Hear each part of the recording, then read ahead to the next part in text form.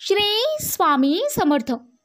माझ्या मुला, तुम्ही आयुष्यात जे काही कराल, चांगले करा किंवा वाईट करा, लोक काहीतरी कुरापती काढून तुमच्याबद्दल निगेटिव्ह, नकारात्मक बोलतीलच.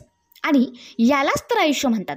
ह्या जगात कोणालाही तुम्हाला जज करायचा अधिकार नाही आहे, कारण तुम्ही कितीही संकट पार करत इथं पोहोचला आहात हे फक्त तुम्हाला माहिती आहे.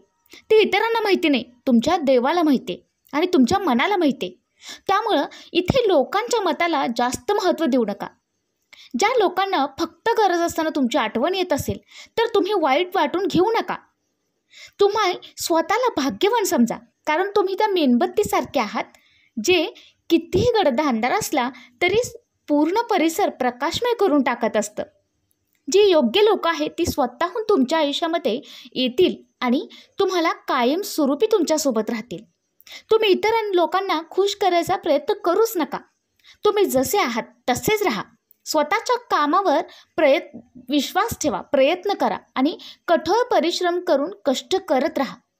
तुम्ही अशा लोकांपासून नेहमी लांब राहण्याचा प्रयत्न करा आणि लांब राहा जे कधीही त्यांची स्वतःची चूक कबूल करत नाहीत, मान्य करत नाहीत आणि प्रत्येक चुकीला तुम्हाला जबाबदार धरतात.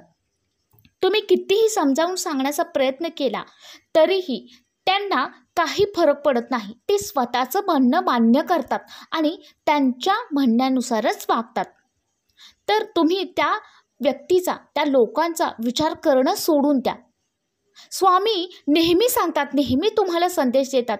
जेव्हा गोष्टी समस्येपलीकडे जातात, समजावण्या पलीकडे जातात आणि मर्यादा ओलांडतात, त्यावेळी आपण तिथेच थांबायचं.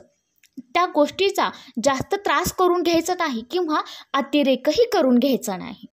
माझ्या बाळा, मला माहिती आहे, मनाविरुद्ध एखादी घटना, एखादी अनपेक्षित धक्कादायक घटना घडली की माणसाला दुःख होणं स्वाभाविक आहे. पण त्याच्या मुळात जाऊन कारण शोधलंस तर त्या अवस्थेतून बाहेर यायला तुला नक्कीच मदत मिळू शकते. दुःखी असताना बऱ्याच गोष्टी नकळत घडून जातात मुला, किंवा आपल्याकडून काही गोष्टी केल्या जातात.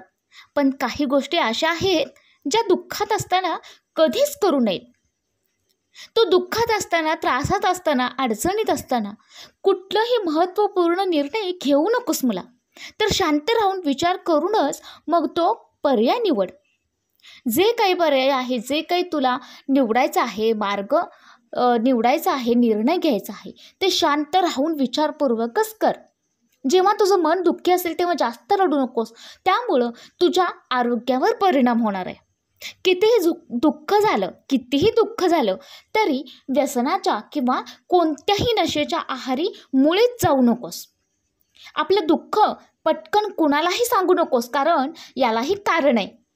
ज्या व्यक्तीजवळ तुम्ही तुमचं दुःख व्यक्त करताय ती आपल्याला समजून घेते की नाही, किंवा त्या समोरच्या व्यक्तीवर तुम्ही अवलंबून असता, कारण त्या फक्त गोष्टी सांगायच्या असतात. कुणी कुणाचं दुःख समजून घेऊ शकत नाही, हेच अंतिम सत्य आहे. या दुःखातून फक्त आणि फक्त तुम्ही स्वतःच खंबीरपणे बाहेर येऊ शकता, कारण तुम्ही ज्यांच्यासमोर तुमचं दुःख व्यक्त करता, तुमच्या अडचणी सांगत असता, याची खात्री तुम्ही देऊ शकता की ती व्यक्ती तुम्हाला मदत करेल किंवा तुमचं दुःख समजून घेईल. तर मुळीच असं अजिबात नाही आहे मुलांनो. स्वामी नेहमी सांगतात, स्वामींचा संदेश तुम्ही लक्षपूर्वक ऐकला असाल. तुला नेहमी स्वतःच खंबीर राहायचं आहे आणि स्वतःवर विश्वास ठेवायचा आहे, तुझ्या देवावर विश्वास ठेवायचा आहे. ज्यावेळी तू स्वतः खंबीर असशील आणि तुझ्या परमेश्वरावर विश्वास ठेवून तुझं तू कार्य करत असशील, त्यावेळी तू स्वतः कुठल्याही अडचणीमध्ये अडकू शकणार नाही आणि समोरची व्यक्ती तुझा गैरफायदाही घेणार नाही. माझ्या मुला, ज्या युगात तू वावरतोयस तिथं तुझ्या सहकार्य करतील आणि तुला समजून घेतील अशी लोक तुला फार कमी भेटतील. वळणावळणावर, प्रत्येक मार्गावरती तुला असेच लोक दिसतील जे तुझं दुःख ऐकतील आणि हसून इतरांना सांगतील. दुःखी असताना तू तुझ्या जुन्या आठवणींना उजाळा दे, ज्या क्षणामध्ये तू आनंदी होतास आणि आनंदाचे क्षण तू घालवला होतास, त्या क्षणांचा तू विचार कर. त्यामुळं तुझं दुःख कमी होईल.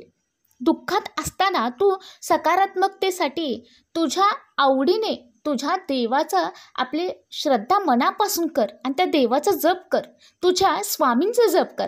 नकारात्मक गोष्टींपासून नेहमी दूर राहा. ज्या गोष्टींमुळे तुझ्या आरोग्यावरती परिणाम होईल असं काही करू नकोस माझ्या मुला. जितका तू जास्त सकारात्मक विचार करेल तितकं तुझं आयुष्य चांगलं असणार आहे बाळा. आणि माझ्या मुला, दुःखात असताना तू कधीही देवाला किंवा नशिबाला दोष देऊ नको. देव त्याचं कर्तव्य अगदी चोखपणे पार पाडत असतो. आपल्याला नक्की काय करायला हवं, आपण कुठे चुकतो आहोत याचा विचार करून आपणच आपल्यात बदल घडवून आणला पाहिजे. आणि देवाला तीच गोष्ट मान्य आहे. देवाला कोणताही दिखावा नकोय, देवाला कोणताही श्रीमंतीपणा नकोय. सगळं काही देवासमोर एक समान आहे. मनापासून केलेली भक्ती, मनापासून केलेली श्रद्धा देवाला मनापासून प्रिय आहे. आणि तोच बाळ, तोच व्यक्ती देवाच्या अगदी जवळ आहे. जसं की तू माझं स्वामींचं बाळ आहे. शक्य असल्यास तू तुझी नकारात्मकता आत्ताच सोडून दे.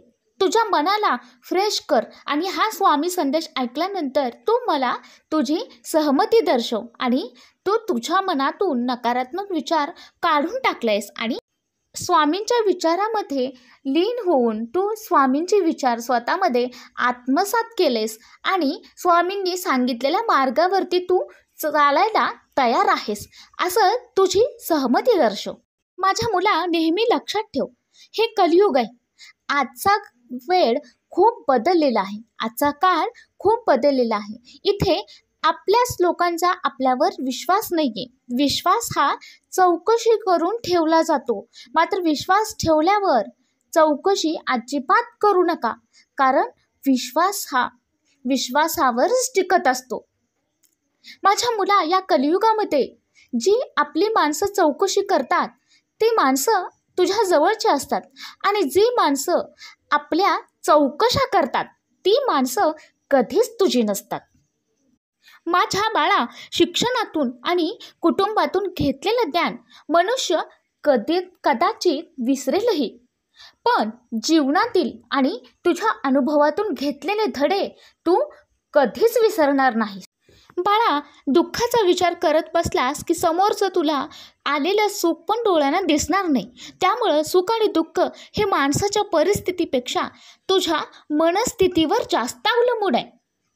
त्यामुळं माझ्या मुला, जीवनात कधी काही संकट आली तर त्याच्यावर पाय देऊन उभं राहण्याचा प्रयत्न कर आणि त्यामुळं संकटाची उंची कमी होईल आणि तुझं संकट तुला पार करता येईल.